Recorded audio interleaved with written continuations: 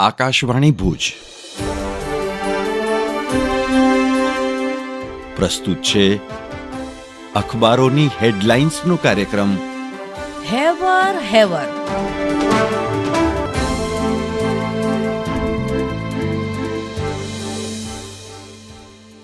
चुपके से चांद की रोशनी छू जाए आपको, धीरे से ये हवा कुछ कह जाए आपको, दिल से जो चाहते हो मांग लो खुदा से, हमारी ये दुआ है इस ईद वो मिल जाए आपको। હેવર હેવર ટીમ તરફથી સર્વે શ્રોતા મિત્રોને ઈદ ઉલ ફિતરની ખૂબ ખૂબ શુભેચ્છા। નમસ્કાર, હું જયેશ રાવલ। શેર બજારમાં આગ ઝરતી તેજીના સમાચાર દરેક અખબારમાં અને દરેક ન્યૂઝ ચેનલમાં છે। કચ્છ મિત્રએ તો 5 કોલમની હેડલાઇન પહેલા પાના પર આપી છે। શેર બજારમાં અમૃત પર્વ, સેન્સેક્સ 75,000, રોકાણકારોની મૂડીમાં ₹2.27 લાખ કરોડનો વધારો। આંબે મોર ઓછા આવિયારે લોલ, અંબર અંજારિયાએ કાવ્યાત્મક હેડલાઇન કચ્છ મિત્રના છેલ્લા પાને આપી છે। બિપોર જોઈએ બાજી બગાડતા આમ્રફળને મોટો ફટકો। ચૂંટણીના સમાચાર કચ્છ મિત્રના છેલ્લા પાને હેમાંગ પટણીએ આપ્યા છે। ઉમેદવારોનો મતદાર સુધી પહોંચવાનો રાહ નથી હોતો આસાન। શુક્રવારે જાહેરનામાની પ્રસિદ્ધિ સાથે જ ફોર્મ ભરવાનો ધમધમાટ શરૂ। હું રીતુ ભટ્ટ। એક ટેન્કરના 1,000 રૂપિયા લેવું હોય તો લ્યો। મુંબઈ સમાચારમાં સમાચાર છે, કચ્છના તમામ અખબારોએ જળ સંકટ વિશે સમાચારો આપ્યા છતાં ભુજ પર વકરી રહેલું પાણીનું સંકટ યથાવત। પાણીના ટેન્કરના માલિકોએ સોમવતી અમાસ હોય કે પવિત્ર રમઝાન માસને એક તરફ રાખી પીવાનું પાણી વેચવાના ત્રાસને સતત ચાલુ રાખ્યો છે। ₹250 દરને છેલ્લા 3 દિવસમાં 700 થી 1200 રૂપિયા સુધીનો કરી દેવાયો છે। હું મનોજ સોની। દિવ્ય ભાસ્કરના છેલ્લા પાને સમાચાર છે કે વર્ષ 2023-24માં મહિલાઓના નામે 20.90% લેખ, 11.13 કરોડની નોંધણી ફી માફ, હિસાબી વર્ષમાં 10.59 અબજથી વધુ બજાર કિંમતે મહિલાના નામે દસ્તાવેજ નોંધણી।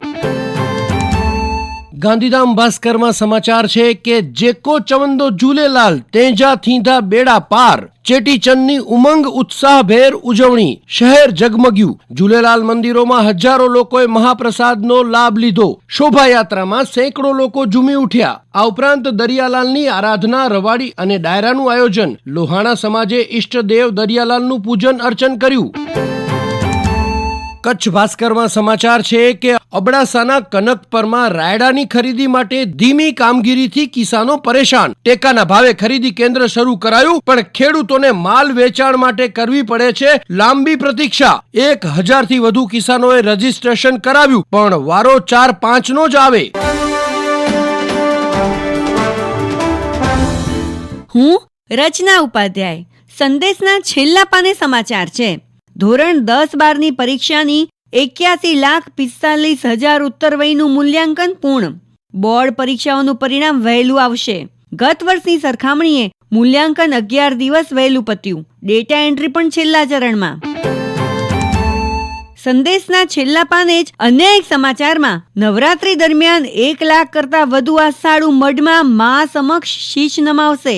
ચૈત્રી નવરાત્રીમાં મા આદ્યશક્તિની આરાધનાનું મહાત્મ્ય। પદયાત્રી માટે સેવા કેમ્પો ધમધમ્યા। 2 દિવસમાં 13,000 થી વધુ લોકોએ મા આશાપુરાના દર્શન કર્યા। હું કેવિન સોની। ગુજરાત સમાચારના અંદરના પાને સમાચાર છે, તબીબોની સલાહ સાથે ઉચિત સંભાળ થકી માતૃત્વનો સુખદ અહેસાસ શક્ય। 11 એપ્રિલ રાષ્ટ્રીય માતૃત્વ સલામતી દિવસ। જીકે હોસ્પિટલના સ્ત્રીરોગ નિષ્ણાતોએ માતૃત્વ દિવસે માર્ગદર્શન આપ્યું। ગુજરાત સમાચારના છેલ્લા પાને સમાચાર છે, પગારદાર નોકરિયાતો 15મી જૂન પછી જ આવકવેરાનું રિટર્ન ફાઇલ કરી શકશે। ફોર્મ 16 15મી જૂન પહેલા મળવાની સંભાવના ઓછી। નોકરિયાત કર્મચારીઓને પગાર કરતી કંપનીઓને 15મી જૂન સુધીમાં ફોર્મ 16 ઇસ્યુ કરી દેવાની ડેડલાઇન આપવામાં આવી। હું નીરજ મચ્છર। સંદેશના સ્પોર્ટ્સ વિભાગમાં ખુશીના સમાચાર છે. ભારતની ટોચની મહિલા એથ્લેટ ઐશ્વર્યા મિશ્રાનો એશિયન ચેમ્પિયનશિપ 2023નો 400 મીટરનો બ્રોન્ઝ મેડલ હવે સિલ્વર મેડલમાં ફેરવાશે. આ ઇવેન્ટની શરૂઆતમાં બીજા સ્થાને રહેલી ઉઝબેકિસ્તાનની ફરીદા સોલિયેવા ડોપ ટેસ્ટમાં પોઝિટિવ આવતા એથ્લેટિક્સ ઇન્ટિગ્રિટી યુનિટે સોલિયેવાના તમામ પરિણામોને રદ કરી દીધા છે, જેના કારણે તેનો મેડલ છીનવી લેવાયો છે. સોલિયેવા 52 મિનિટ 95 સેકન્ડના સમય સાથે બીજા ક્રમે રહી હતી.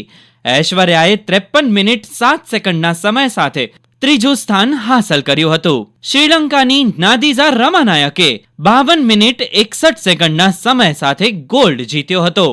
ઐશ્વર્યા મિશ્રાને સિલ્વર મેડલ મળતા એથ્લેટિક જગતમાં ખુશી ફેલાઈ છે.